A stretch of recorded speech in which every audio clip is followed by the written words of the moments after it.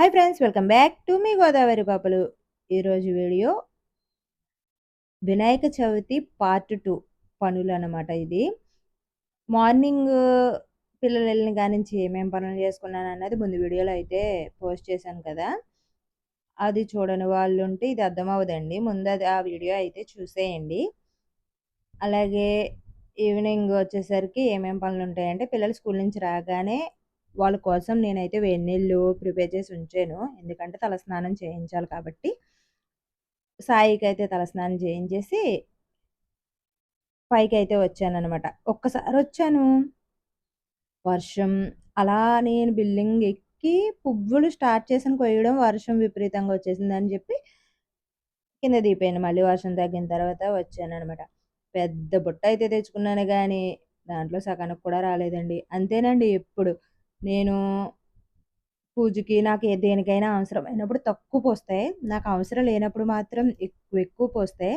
అలాటప్పుడు నేనైతే వెంకటేశ్వర స్వామికైతే దండలు అయితే కట్టేసి ఇచ్చేస్తాను. ఎందుకంటే మా పిల్లలు స్కూల్‌కెళ్ళేటప్పుడు అయితే పెట్టను. ఓన్లీ సాటర్‌డే ఒక్కరోజే పెడతాను పువ్వులు. వాళ్ళు కూడా పెట్టుకోవడానికి ఇష్టపడట్లేదు. అందుకని చెప్పి ఇప్పుడు ఇక్కడైతే లిల్లీ చెట్లు 3 ఉన్నాయి. ఆ 3 కూడా పూసినాయి. కొయ్యబుద్ధేయట్లే అలా ఉంచేసాను. అటువంటిది కోసుకోవాలనిపించి కోసుకున్నాననమాట ఒక పువ్వు. ఇప్పుడైతే నేను పువ్వులు కోసుకొచ్చి కిందకొచ్చినప్పటికి సాయి జుట్టుకి అలా టవల్ చుట్టుకునుంది. నాకెందుకో ముద్దొచ్చేసి ముద్దు పెట్టుకొని, "ఏ అమ్మాయి ఇది ఎవరు చుట్టారు నువ్వేనా?" అంటే, "కాదమ్మా వదినొచ్చింది. వదిన చుట్టింది నాకిలాగా" అని అయితే అన్నదనమాట. అప్పుడు దాన్ని పక్కన పెట్టేసి పువ్వులు, ఇప్పుడైతే అసలైన పని తోరణాలైతే స్టార్ట్ చేశాననమాట.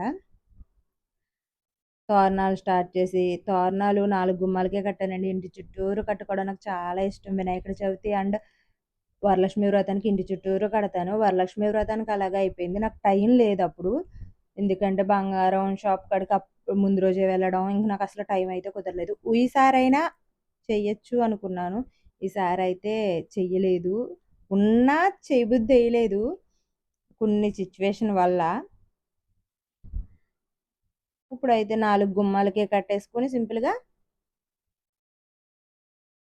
వారానికి వల్లికి తలస్నానం చేయించేసి, మళ్ళీ నా డ్యూటీ నాకుంటది గదా!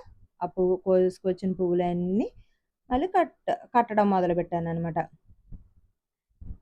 ఇవన్నీ విరజాజులు, సన్నజాజులయితే కలిపి కట్టేశాను. ఎందుకంటే ఎన్నో పూయలేదు కదా! వినాయకుడికి మళ్ళీ చిన్న దండే అవుద్దని చెప్పి 2 కలిపి కట్టేస్తే ఓ మాదిరిగా అయింది. మళ్ళీ మొగ్గలు ఇవి కట్టేసుకొని పక్కన పెట్టేసుకున్నాను. అయ్యగాని చూడండి. మల్లె మొగ్గలైతే ఇవి 2 డేసియి అనమాట. ఒక్క రోజుయే కాదండి. 2 రోజులు ఇవి. ఇవి కూడా సమ్మర్‌లో అస్సలు పుయ్యలేదు. మొన్న ఎందుకులే ఇంక పుయ్యదు కదా అని కట్ చేయించేసాను శుభ్రంగా. చిగురు వేసేసి చాలా పూతయితే వచ్చింది. 2 రోజులకి అన్ని పువ్వులయినియనమాట.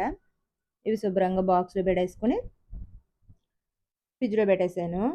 ఇప్పుడైతే సరదాగా లంచ్ తినేసిన తర్వాత రీలయితే చూసింది సాయి. అమ్మ నాకు తీయంది. నేను ట్రై చేశాను గానీ నాకస్సలు రాలేదు. అదెలా చేయాలో ఏంటో వీడియో నచ్చితే లైక్ అండ్ షేర్